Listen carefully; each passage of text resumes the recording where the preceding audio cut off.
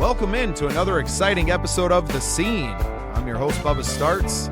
With me today is singer-songwriter, musician, really good guy, Chris Graves. How you doing, Chris?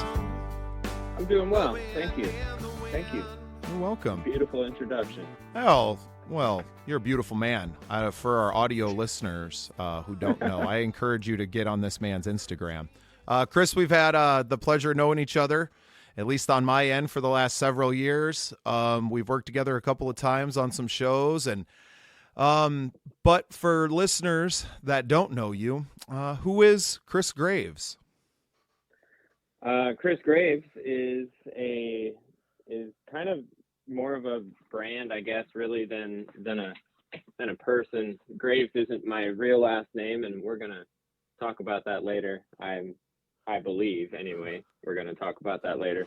But yeah, Chris Graves is kind of a brand to essentially get my music into a more accessible place. So the problem that I was running into before was with my real last name is extremely difficult for people to figure out based on the sound of the word. It's Huisenga, and then the spelling of Huisenga is tough to figure out and tough to remember. And so I wanted to create kind of Chris Graves as a brand or a musical like persona to carry the music that I already have, and to also kind of give me an avenue or like a little bit more freedom of creation in terms of what I can create. You know, like when you're I think when you're writing from a self standpoint, it's great because it's honest, but it can also be kind of limiting. And I think at where I'm at in my songwriting like journey is that I still value honesty like above pretty much everything else, but I do like to write from different perspectives sometimes, you know. And so having Chris Graves as a brand is nice to be able to do that, so that when I write a song that maybe doesn't necessarily say or sound like me for the people that have known me for a while, it's, you know, that song has a place to live within the brand. That's a really cool take on that. And beyond just the, you know, me being a marketer, Chris, I didn't even try your last name.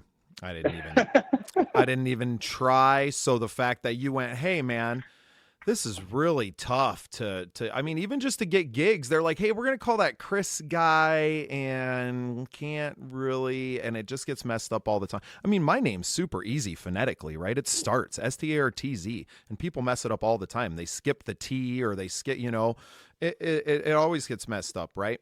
So even when you make it as easy as possible, they're still going to mess it up. So when you have a name that's as challenging phonetically as Huisenga is, I knew that you were good friends with our mutual friend, Devin, who also has a challenging last name, although a little more phonetically pleasing, Santa Stephen, but he goes by Devin Sants.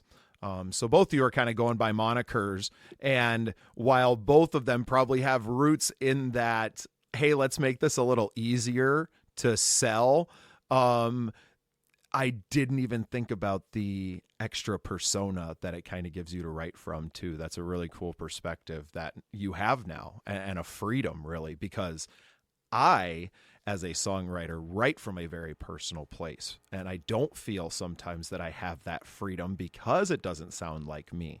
And even though I know some of the songs that I've written aren't for me necessarily to sing, it's still kind of hard for me to write from that place of not I. Right.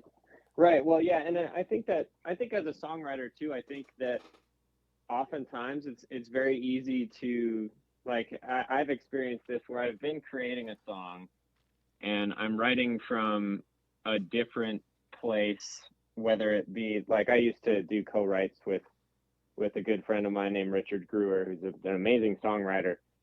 And we would do, for our co-writes, we would go in with the sole purpose of writing a song for like X artist. We wanted to co-write and be like, we should write a song for this person.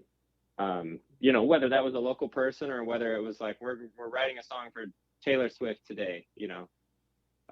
So like, it was really fun as an exercise to kind of get out of your head and gain that freedom of being like, well, I can say anything, because it's not me who's supposed to be singing it in the first place. But there's a duality there, because as you're creating that other voice, well, then it's like, well, you know, I want to be able to use it too. Like as a performing singer-songwriter, I want to be able to play the things that I'm creating, because otherwise it kind of feels like you're just creating something. It feels like you're spinning your wheels a little bit sometimes. Like you're creating something cool, but it's not something that you can use, or you know, it might just end up sitting there. So I needed to like bridge the gap of like, oh, okay, well, I can create in these different voices, and I enjoy doing that every once in a while to get out of my own head. But I still want to be able to use those things, or else it feels like a waste of time in a way. And it's not, because you're creating, obviously. It's not a waste of time ever when you're creating stuff. But, you know, you want to be able to use it and to put it in front of people if you feel like it's a really good song. And so that was kind of how I arrived at, I was like, well, what if we, you know, change the name a little bit and allow it to be more fluid and not just be tied to who I am as a person. Right. And especially when you are you're where you grew up. You're from Rapid City originally, Chris? Sturgis, yeah, but I mean, just the Black Hills that's right. And it's all small. It's a pretty small area when you get down to it, right? So people know you, and I think it's really cool to be able to go, well, this is a part of me, right? This isn't all of me, but I can be a lot of things underneath this, and to put on a different face and a different voice. And yeah, that's a really cool aspect, and a great training exercise, I think, that you were doing and writing from all those different voices, even if it wasn't something necessarily that you could use in a marketable, you know, as a product, right? Still a good training exercise. Like you say, it's never bad to be practicing creating. And in some way, that's what we're doing right now, Chris. I mean, we worked for an hour behind the scenes, a little BTS for you guys here. We've been on the phone for over an hour already trying to figure out this stuff to get a podcast going, right? Yeah. So it's not, you know, it's not all as rosy as it seems. And it's all just learning for the future anyway. This podcast is not even a thought really in the grand scope of things, right? We've had, you know, 6 or 7 episodes already under the belt, but it's just me on the phone with my friends, the people that I enjoy spending time talking to. And, you know, we're getting on the phone and talking about shows and different things that we're doing and just catching up occasionally. So how fun now to have a platform to kind of bring that and have some really deep conversations like the one we're having today. So really, really cool of you to jump on with us and kind of share yeah, right off the hilt, so some really cool stuff, man. So how did you land on the name Graves? Well, I stole it from Luke Graves. No. How serendipitous, his episode just aired today. No, we were talking about that before this episode, and I figured I had to at least make the joke, because when I changed it, of course, Luke liked the post that showed up when I changed my name to it, and so I was like, I didn't even consider Luke in this whole situation. So sorry, Luke, took your name. But actually, the way that I arrived at Chris Graves was, I had been thinking about changing or just getting a more accessible last name on my music for like 4 years prior to actually doing it. Because like my whole life has been like, how do you spell that? Right. Or like Chris. Yeah, I can't even imagine it. It's not a new problem that you are facing. Yeah, it's been for literally my whole existence. So I was thinking about it, and I ran through a couple of different iterations of names that I liked and that were easy, and I started digging back through like my family tree. And so my my dad's mom, her last name, or I'm sorry, my dad's mom's mom last name was Graves. So Oh, so you um, guys, you may be the illegitimate cousins. it's a family name. Yeah. So it's that's that, and as a matter of fact, it's the only family name that wasn't like that difficult Yeah. for. So like yeah. So And you had to go it's back, like what'd you say, 3 generations? yeah. So well, I didn't exactly look like super duper hard, but like so Yeah. on my mom's side it's Donahue, I mean, you're trying to which stay close to the tree, man. yeah, I mean I don't want to get like super duper far back because but like yeah, so it's on my mom's side it's Donahue, but it's spelled Donohue, so that's out because there's like four different ways to spell Donahue. So I definitely considered going with that one, but I was like, well, it's too tough still. And then further beyond that is Tybo, which is spelled Thybo. This So just I was just keeps like, getting dude, better. this is like Huisenga was the easiest one. yeah, so it's like I'm digging through these family names trying to find one that's easy. Oh my And goodness. yeah, on both sides of the family, it was not easy to find one. So I ended up on Graves because that was like the easiest Oh, thing. oh man, that's great. That's great, man. Wow. Yeah. Yeah, the struggles, right? I didn't know this was going to turn into a marketing branding episode, but guys, the struggle is real for musicians out here. We're just trying to survive and stay relevant and the things we go through. I'll even change my name. You sometimes you gotta, you know. I did a lot of research into it too. My mom was like, "Don't change your name," and there was one or two other people who knew how to say the name that were like, "Don't change it." And it was like, well, okay. So there's for every person at a gig that comes up to me and asks me for a business card or asks me to like find myself on their Spotify so they can listen to it.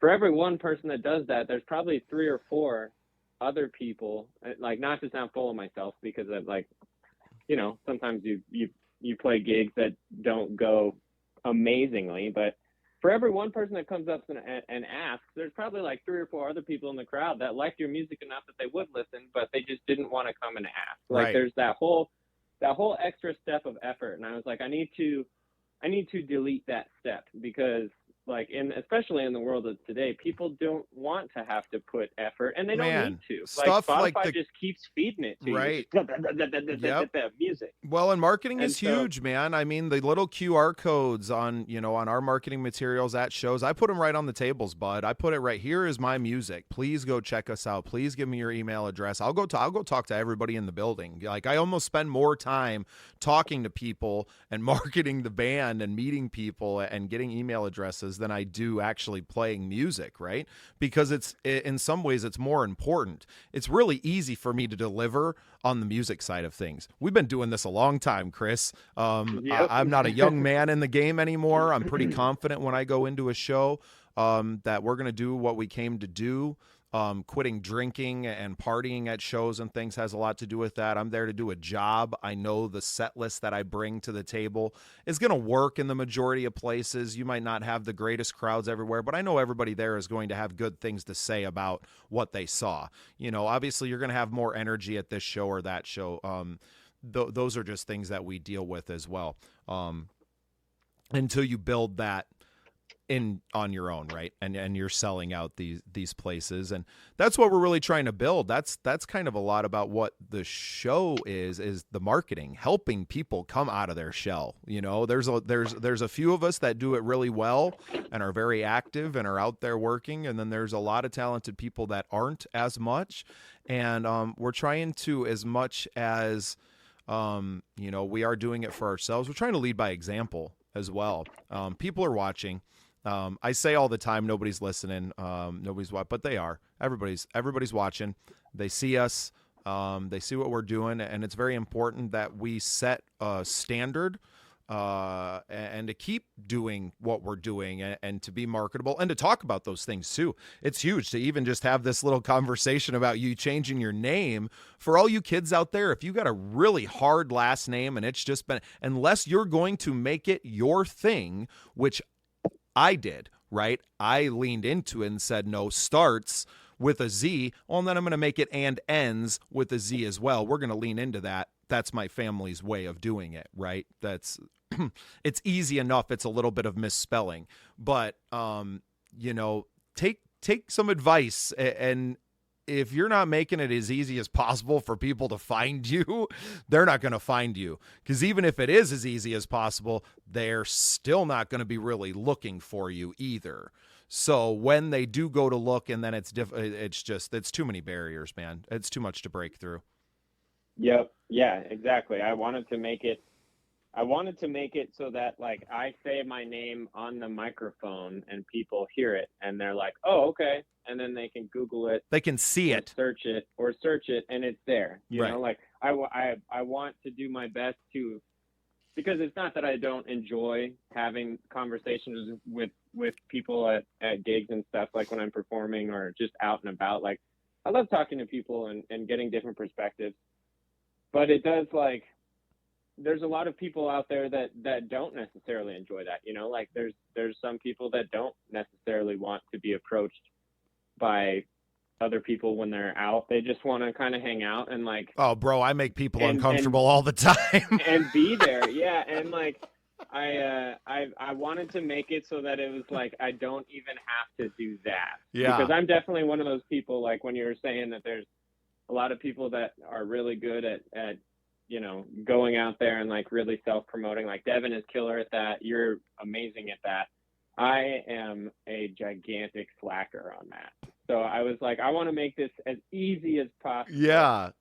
Say my name on the microphone and they hear it and they can find it. Well, and how many, like that, like, you know? break it down. How many hours of your life have you spent explaining your last name? You know what I mean? Like, hours that you're never going to get back, where, like, you don't ever have to do that at shows anymore. You don't ever have to do that. Yeah. Except to people. I mean, I'm assuming when you first did it that you had your friends and things, but yeah, it's just really, it's really interesting. It's really interesting, and it's nice to know that you're conscious of it, right? And to be moving on, and it's funny how a thing like changing your name can almost be more important than the music, right? Oh, but yeah. The music is just as important too, and we should probably talk about some of that. One thing we also talked about, it's kind of an artist thing as well, is you were talking about having a propensity for starting a lot of things, but not necessarily having some follow through with that.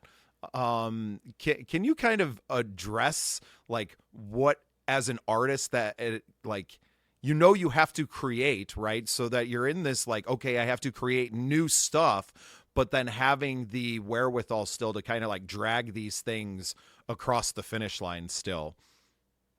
Yeah. So I think, and I don't want to use the word problem because it's not a problem necessarily, but so, like, my issue is that I enjoy the creating part so much that I struggle with the, like, getting all the way to, like, release part. So, like, the creating part, writing the song itself, I enjoy so much that, like, I do that and I complete the song, and then you know, I play it out at gigs and fine tune it. Some songs are, like, it takes them years to get fully fine tuned, but some songs are, like, when I write them, boom, they're like in their final form already. But I enjoy that so much that I struggle to go into the studio and record something that is already written, because it's like, well, you know, even when I'm just like checking or like dialing in like guitar tone or like noodling around on one of the guitars that I have on the wall in the studio, I end up like coming up with some little riff, and then it's like, oh, now I got to chase that. And so like it's constantly all like too many new ideas coming in, which is an amazing problem to have. I feel so grateful to have a healthy like wellspring of creativity. But when it gets to the point of recording and production, and then on the back end of that, you know, like there's promo involved with once the production's done, The real work. then now, yeah, then that's the actual work that like I don't The always not fun enjoy. stuff. I don't always enjoy doing it so much. Yeah, like there's some projects that like I'm working on a song right now. Funny to say, I'm working on 80 songs right now, but one of the song ideas that I'm working on right now is like a total joke song. It's called Businessman, and it's like this very like, it needs to just be like, it's grungy like funk basically, and the lines in it are like, yeah, exact grunk. That sounds almost like something completely different. That's why I like it. Yeah, right. Yeah, maybe that's what it needs to be. But yeah, it's like the lines in it are like, I'm a businessman with a business plan, got a P.O. box in business land. Like it's a total joke song. I already like it. Yeah, as I'm creating it though, like I'm seeing bits of like video in my head. Like I'm seeing like these little, essentially a music video that goes along with it. So that's like, it's ideas like that I actually need to be chasing, because those are complete ideas. They're coming with content creation in my head as I'm like, you know, receiving and translating them. So like that's the hard part, is the back end of it, of, you know, oh, now you've got this beautiful song and now you've got to go in and record it and play the guitar part. Brother, I am the same way. Yeah, and then you got to go make videos for it and release a video every. That I don't mind.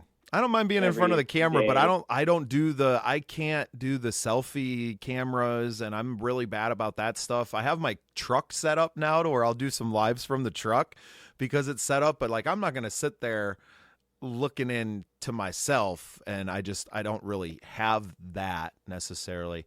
But my songwriting a lot the same. I got a huge catalog of songs that I'm slowly trickling out into the world now, right? Because I'm the same way.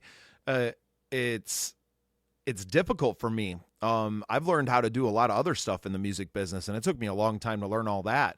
Once I start sitting down and I realize that what I capture at home isn't quite up to the quality that I want to use, that's where it kind of drives me to working with people and working with producers and engineers that I trust.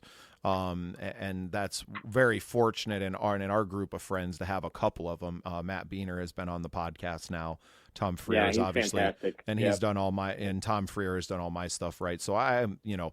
going to be working with both of these guys, right? Because we're all friends, and that's the beauty of what it's doing. Do you feel like you could benefit from working with a producer that could maybe direct you maybe a little bit more, rather than just someone that's a recording engineer where you're supposed to come in with more of the idea and, the meters running and such? Yeah, I mean, it definitely can be helpful, and like working with. I haven't gotten to work with Matt yet, but of course I've done some work with Tom, and I love working with Tom because it's we get to like experiment a lot. It's very organic. Yeah, when we're working with Tom, it's definitely a lot of like, well, let's try this and try that, and you end up having something that is it just sounds very like unique. And Tom definitely has like a characteristic sound sensibility, and I like that. Like working with him, the workflow is good.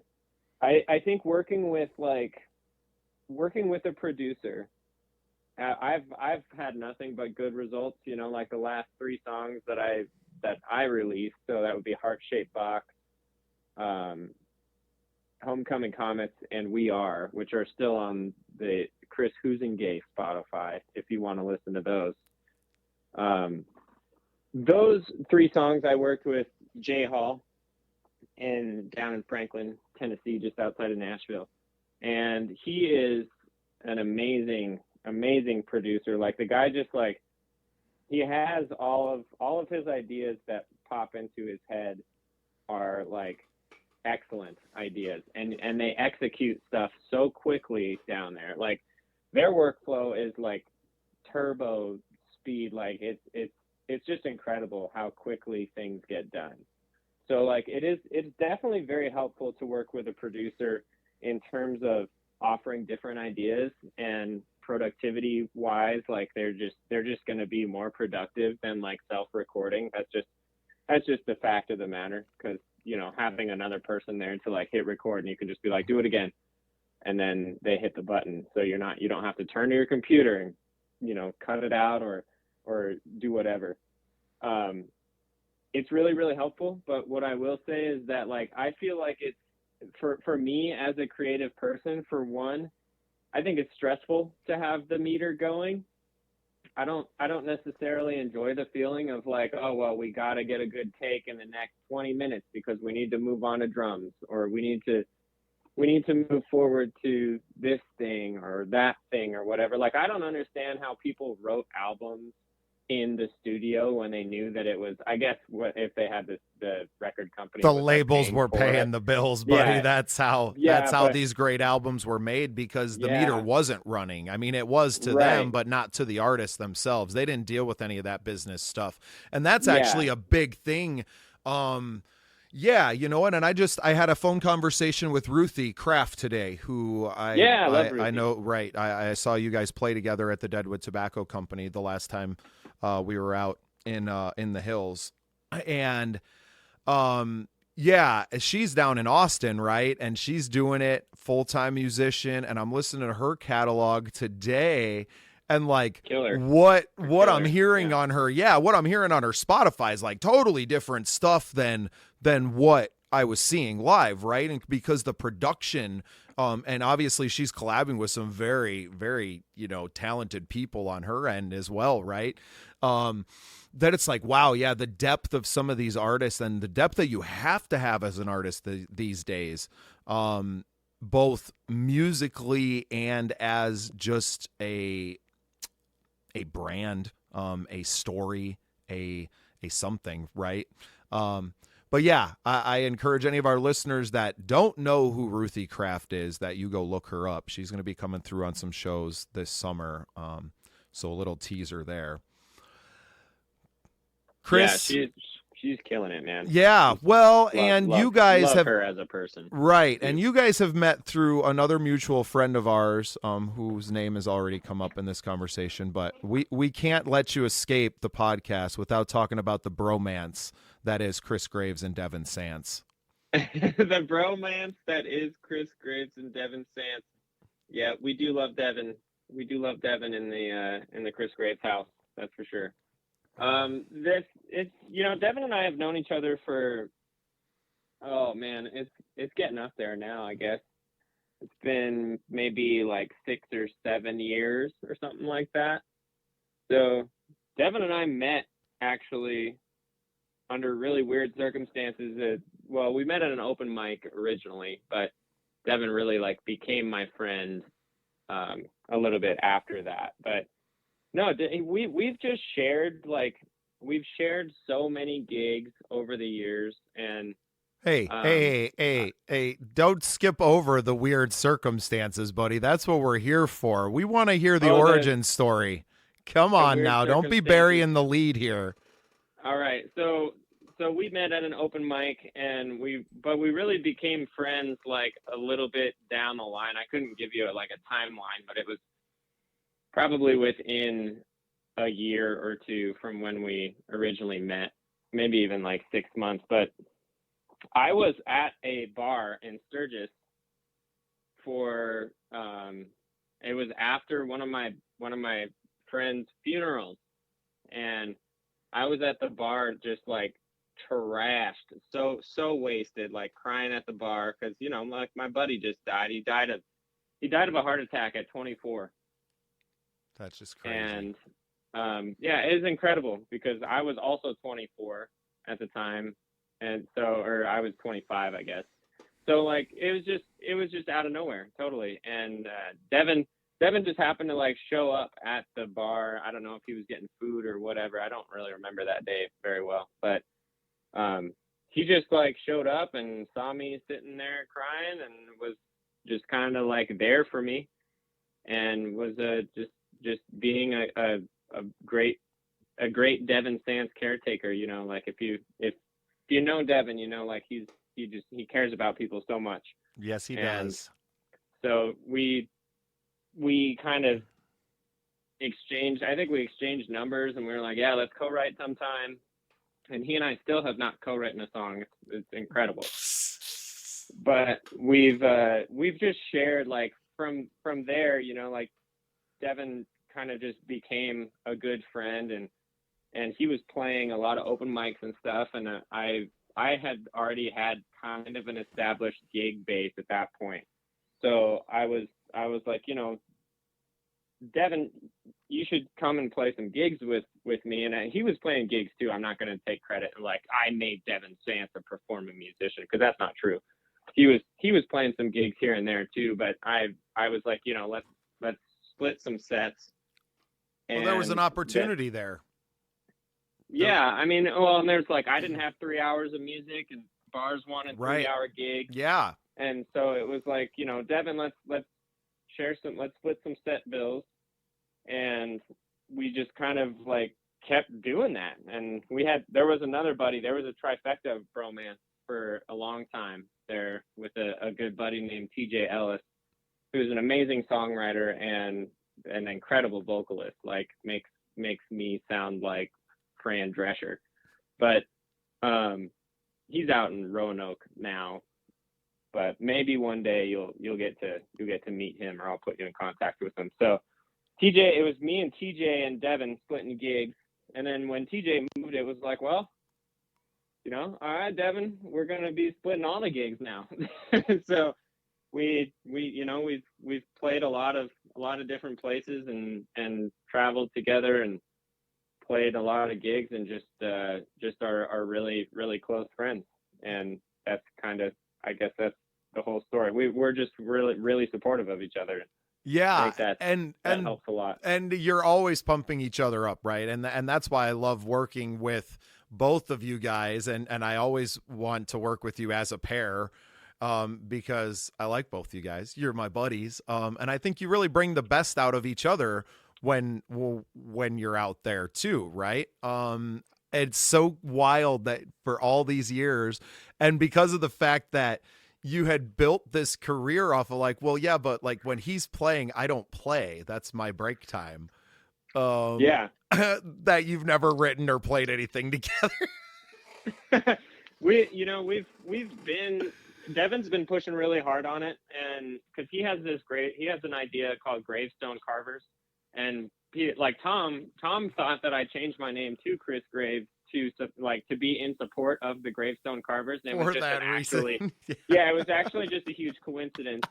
But so yeah, Devin has the idea for Gravestone Carvers, this kind of like horror folk kind of that's thing. right up his alley. So yeah, and so like it's definitely a more Devin centric idea, but I'm happy to like be there. But I mean, we did have Devin. That's another one of those voices that you get to portray, another right. Persona, right? A different way of thinking and writing. And we did have Devin join my band for a while when the band still existed. It was called Lucy Moon, and Devin came in and was playing acoustic guitars for the last like year that the band was a thing. So, and we incorporated some of his songs and put some of his covers later this week.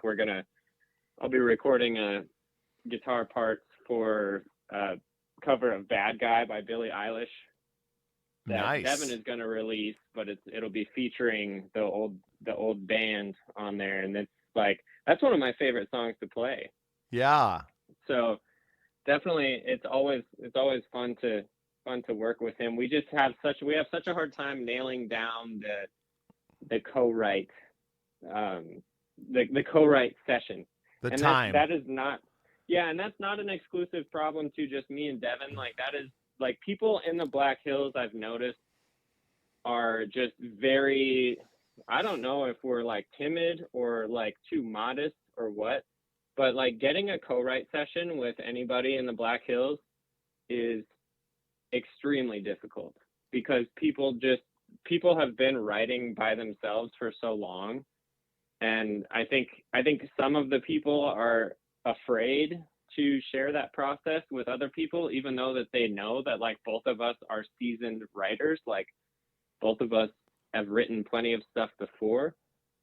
It's really strange to see, like, this such a closed songwriting community that is simultaneously so healthy. Like, there's so many great, right. Everyone's supporting songwriters. each other, but there's not a ton of collaboration between There's, the like, acts and between songwriters as well. There's so many great songwriters. I mean, look at the Wild West Songwriters Fest, and I'm literally going down the whole lineup, and I just missed the cut for the regional songwriters competition that they'd done, right? And like, there's part of me, obviously there's a selfish part of me that's like, God damn, like I deserve to be there. And then I'm looking at the list and they're all my friends, and it's like, well, there's not one person on there that I'd want to take their spot. There's not one person on that list. So I'm not going to be disappointed about that at all. That's a sign of a healthy scene.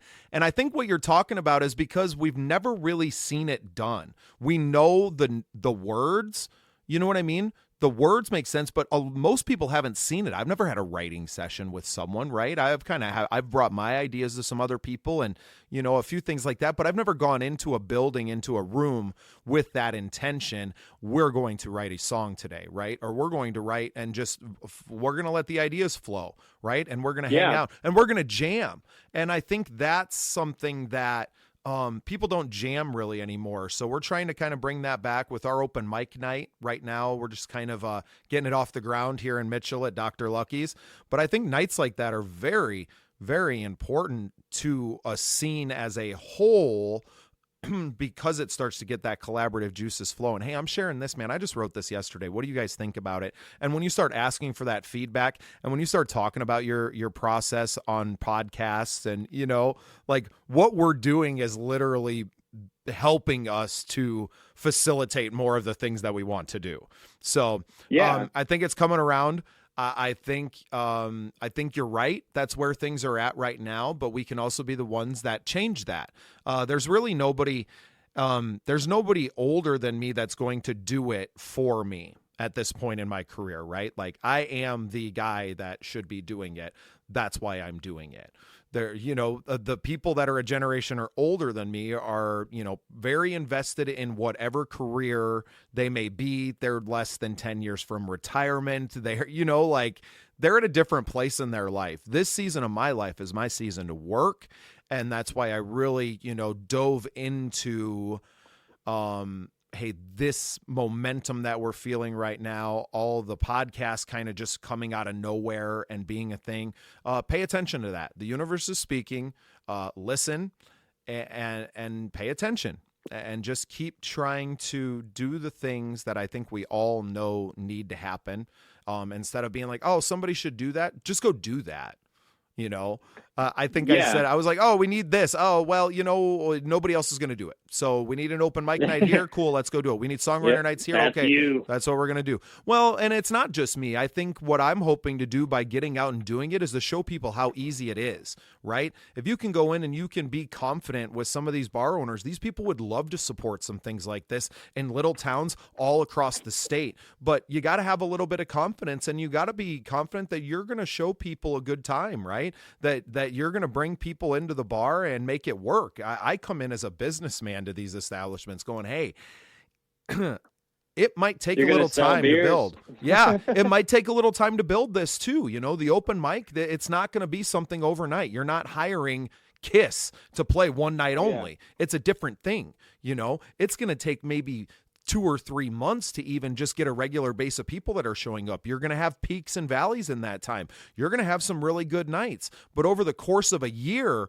you're going to pay some dues, and you being there every single week in the same spot, doing the same thing, that builds equity, and you keep putting that equity in. It's just like a bank account. It keeps growing and it keeps growing and it keeps growing. And eventually you get to cash in on stuff like doing a big block party, and having 1,000 people on and growing these things. Everyone wants to do the big things and it be a big thing right away. A redwood doesn't become a redwood overnight, right? It takes time to grow all of these things, and that's in every single thing that you do. That's what we're growing right now, having a conversation about just music and all the challenges that come with just being an artist. Chris, we haven't even talked about all the challenges that I face on the booking and promoting side. Oh man. And the challenges that you face as well, and booking around, we're talking about Devin, and Devin's a new father now, right? Now you're kind of trying to play your not bandmate, but your partner, right, has a lot less time on his hands and maybe doesn't want to do as much, right? So that's inevitably going to affect you as well. Can you talk about kind of what that, what effect, if any, it's kind of had on your career to kind of lose that that kind of right leg that you've been standing on and with right beside for 6-7 years, right, is now all of a sudden not there? Are you playing less then and comfortable with that, or do you want to go out and play more and maintain that same schedule? Like, just kind of touch on a few things in there. Yeah, I mean, I think that in terms of the like Graves and Sants like connection, there's it's kind of it's a different dynamic, just because like, so we do gigs and split the time in a way that the music doesn't stop, where we both get longer breaks, but there's still continuous music, and then we play songs together and stuff. But in terms of like Devin, starting a family and kind of, he wants to be playing as much as he's ever wanted to play, for sure. But that's just not necessarily an option. Like, you got a newborn baby, you can play as much as you want to play, or you can be a good dad. Choose one. So like for me and in my career, like what that means for me is that it just pushes me to create some more stuff, to create some more hopefully great songs, and maybe pick up a couple covers here and there, because I've never really been much of a cover guy, and it doesn't hurt to have a handful in there, even though I do have the reputation of like, yeah, he plays original songs. So like, I guess what I'm getting around to is that it's kind of a season of growth, I guess, when you're used to having these gigs be shorter. Now I don't have that. So like, it's time to step up and play these 3-hour gigs solo and get better. It's really just all things that are pointing towards getting better and improving as a musician, right, and as a performer. That's like that you need to have more vocal longevity, which I've been doing, definitely helping, or quitting smoking and drinking and doing drugs. And that makes a huge difference, doesn't it? Oh man, it's night and day. And it's changed my voice too. Like, I don't have the smoky blues voice anymore, which is kind of a bummer. But it is kind of a bummer. my voice is more precise and stronger and healthier than ever now. So now, where I couldn't sing more pop stuff before, now I can, and it sounds good. So like, it's really just it's not a bad change. It's just a pivot in terms of like pushing me to be better. And I'm not always good about pushing myself to be better. So sometimes you need those extraneous circumstances to just come up and, grab you and just be like, hey, guess what, now you're doing this. So, And so I love even, that. yeah, even kind of by walking away in essence, right? Not truly walking away, but in Devin taking a break, he's almost supporting you in becoming the best version of yourself, even in that moment too, right?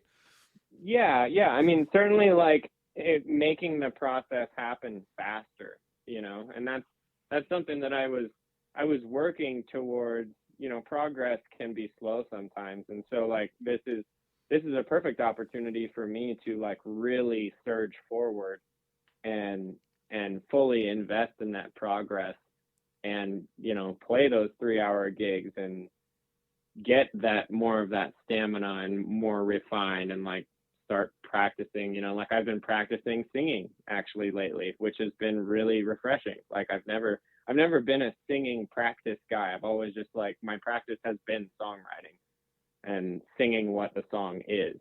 But now it's like, okay, I'm going to practice some scales and do that on guitar too, like practice the guitar and sing the runs that I'm playing on the guitar, sing along with them. So, like, it's given me a ton of opportunities to be better and get to the point of being the level of musician that I probably should be after doing this for 15 years anyway. Yeah, brother, I've had So, those moments, especially when I watch kids like Bodie Lindy play guitar, and I was like, I should have just put this shit down 20 years ago. yeah, or be practicing for 10 hours a day. Like, it's yeah, I mean, it's been good. And I'm happy for Devin too. I think that's like, if anybody that knows Devin knows that he's, like, always really, really wanted to be a dad. Oh Like, man, and he's such a great he's, dad. yeah, So, he's made to be a dad. So, and like, I'm yeah, happy that he gets to do that. you were there as well, but I don't know if it was Beckett's first show, but it was his first show in the Saloon number 10, I'm pretty sure. And me and his dad got to play with Clayton Ryan, who's going to be a big, big star real soon. And we got to play that show with him in attendance there. And I know you were there that day. And that Wild West Songwriters Fest weekend for me just meant so much to reminding me what I'm here to do, man. I love all you guys. I love where you're growing and changing, and things are growing for everybody right now, right? I think we are in a season and a period of growth, not just as a scene locally or regionally, but as a human species, right? I think there's a lot of change in the air. I think this summer is going to be amazing for a lot of reasons. I got some really cool stuff on the schedule this year.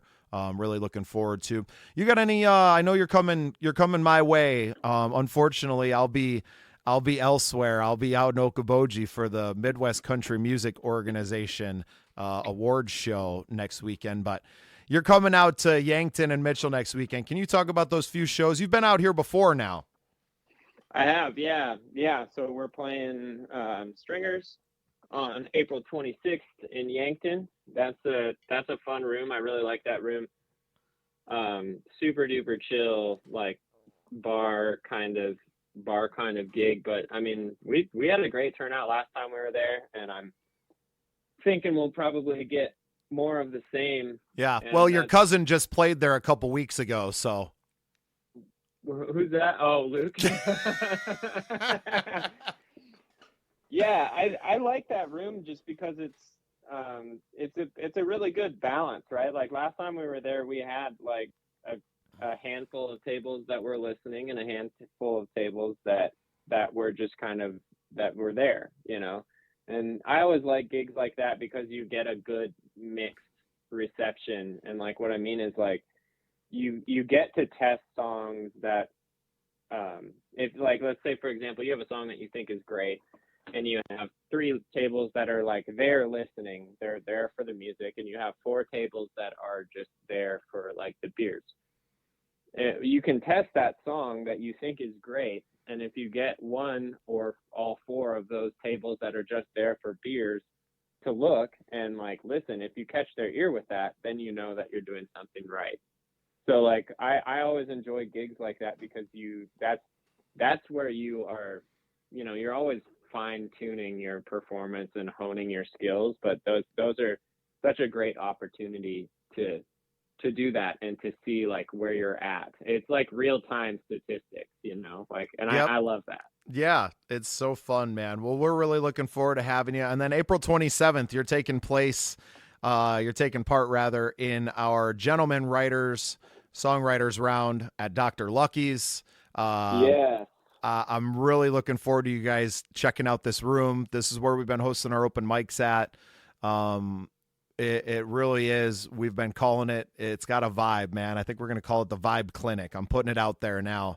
Vibe Clinic. At Dr. Lucky's, man. Yeah. It's just, there's something about this room, man. And you're going to see when you get there, and we're going to throw some big parties in this place. And we're really looking forward to just you and Chris kind of being some of the first ones, us having in there. It means a lot to me. All the support that we've gotten from you, as a company, my wife and I, and you always supporting my wild ideas. You and Devin have been one of our biggest supporters. So we'll continue to keep pumping you guys up and supporting you too. So yeah, thank you so much, for joining me for a long conversation today. We kind of went a little bit everywhere, but I think there's value in, musicians just kind of talking about our lives and the struggles we go through, and the wins that we get to celebrate too. We all get to do a really fun job, man, to getting to go play music and getting to entertain people and to work with the people that we get to, like yourself, like Devin Sants, like Clayton Ryan. It's really a joy to watch all of your friends winning as well. So we're looking forward to hearing some of your new music, Chris. Go finish some songs, get some recordings done, and we want to hear them, and we want to hear them and see you live. So anything you want to plug before we jump off? Yeah. So for one, just wanted to say I am super stoked for that writers round. I'm really excited to hear. I know Devin's got some new songs. I'm really, really excited to hear what Sam's got going on as well. Get a taste of some different music. His song today put me to tears, Chris. Yeah, you were telling me that. I'm really, really excited to hear what he has in the chamber for us. Spoiler, you can tune in next week to the show and hear it on Love Noise. Oh, perfect. I'll do it while I'm driving there. There you go. Just fine. That will work out beautifully. And I think last thing was just that I'm going to be releasing a single in July. It's called Lemonade, and it's one of my favorite songs that I've written recently. Devin has chosen the time for me to release it because I have no self-discipline. So keep an eye out on Chris Graves' Spotify, and follow me on Instagram at I am Chris Graves, and I think that's what my Facebook is too now. So yeah, just follow me there and keep an eye out for Lemonade coming out in July, baby. Nice, man. I'm stoked. I can't wait to hear it then. And I think we're gonna be working on some other shows this year too. So I appreciate your time, Chris. Once again, everybody can go check him out on Spotify. Follow him on Instagram. I am Chris Graves. And thanks for tuning in to another episode of The Scene. You've been listening to The Scene. Follow along on all your social media channels and go to patreon.com/thescenesd and make yourself part of The Scene.